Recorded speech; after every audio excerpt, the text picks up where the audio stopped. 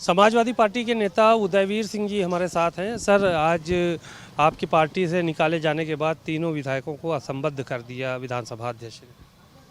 हमको लगता था कि भारतीय जनता पार्टी को थोड़ा शर्म लिहाज होगी, वोट लिया है तो उन्हें ले लेंगे अपने साथ।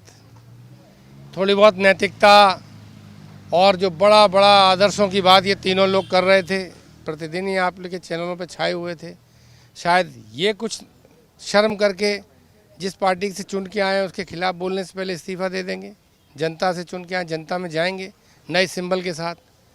अब जब सब उन्होंने अपनी उतार के रख दी है शर्म लिहाज, तो फिर पार्टी ने ये निर्णय कर लिया कि हम इनको आज़ाद कर देते हैं, अपने से अलग कर देते हैं।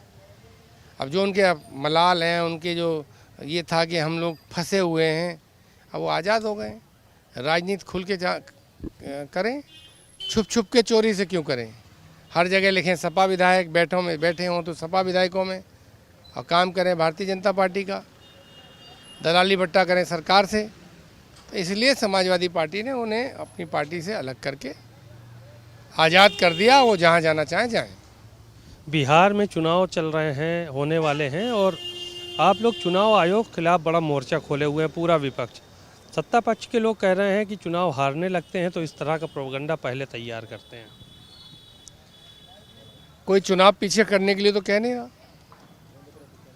चुनाव आयोग की किसी प्रक्रिया पर सवाल उठाएं तो जवाब चुनाव आयोग की जगह भाजपा देने लगती है।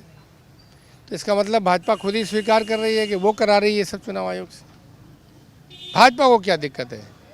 हमें कोई परेशानी महसूस हो रही है कि 1 महीने के अंदर पूरे बिहार के लोगों का वोट ख़त्म करके दोबारा से नया वोट रजिस्टर कराना, पूरे कागज़ दोबारा से जमा कराना अव्यवहारिक है, संभव नहीं है। तो हम लोग चुनाव आयोग से कह रहे हैं, आज भी पूरे देश में वोटर आईडी सबके पास नहीं पहुंचा पाया चुनाव आयोग। हर चुनाव से पहले 14 विकल्प क्यों दिए जाते हैं पहचान पत्रों के? 14 आइडेंटिफिकेशन प्रूफ का विकल्प क्यों दिया जाता है? इसीलिए ना कि फ़ोटो युक्त वोटर लिस्ट और हर व्यक्ति के पास वोटर कार्ड उपलब्ध नहीं हो पाया है।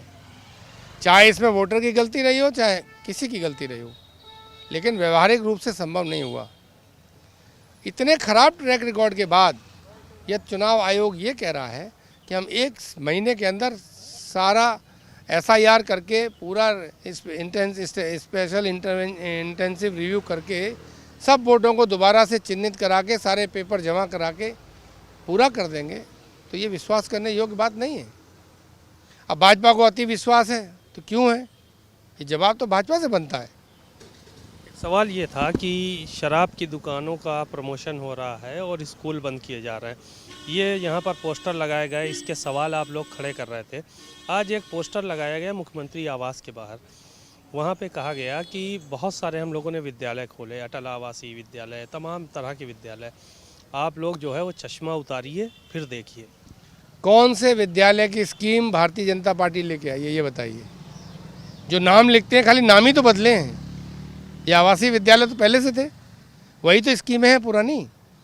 प्रश्न ये नहीं है कि आपने विद्यालय खोले हैं, प्रश्न ये है कि 5000 विद्यालय जिन गाँव में बंद कर रहे हो, जहाँ छात्रों की संख्या कम थी, वो छात्र कहाँ पढ़ने जाएंगे? पहले से ये मान्यता है कि गांव का बच्चा गांव में नहीं पढ़ पा रहा था, तो क्या दूसरे गांव में पढ़ पाएगा?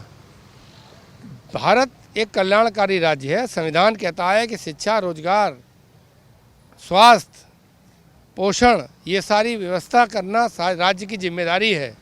राज्य कमज़ोर से कमज़ोर वर्ग के व्यक्ति का ज़्यादा ध्यान रखेगा। क्या भारतीय जनता पार्टी उस ध्यान रखने की परंपरा से अलग हटना चाहती है? क्या भाजपा ये कह रही है कि जहाँ सरकार को स्कूल चलाने में फ़ायदा होगा वहाँ चलाएंगे, नहीं तो नहीं चलाएंगे? तो प्राइवेट एजुकेशन हो ही जाएगा। जहाँ शिक्षा का बाजारीकरण करके लाभ हो रहा है, वहाँ तो प्राइवेट लोग खोल ही दे रहे हैं। तो इसलिए ये एक विषय है कि आपको इस देश के गांव, गरीब, कमज़ोर, जिसको सामान्य सुविधाएं मुहैया नहीं है, उसके लिए इंतज़ाम करने का मन है कि नहीं है? भाजपा का मन नहीं है। ये बड़े आदमियों को और बड़ा बनाना चाहते हैं, गरीब को और बिल्कुल मार देना चाहते हैं। धन्यवाद। आपने उदयवीर सिंह जी को सुना, बहुत सारी बातें उन्होंने कही। कैमरामैन रोहित के साथ सीमाब नकवी, भारत समाचार, लखनऊ।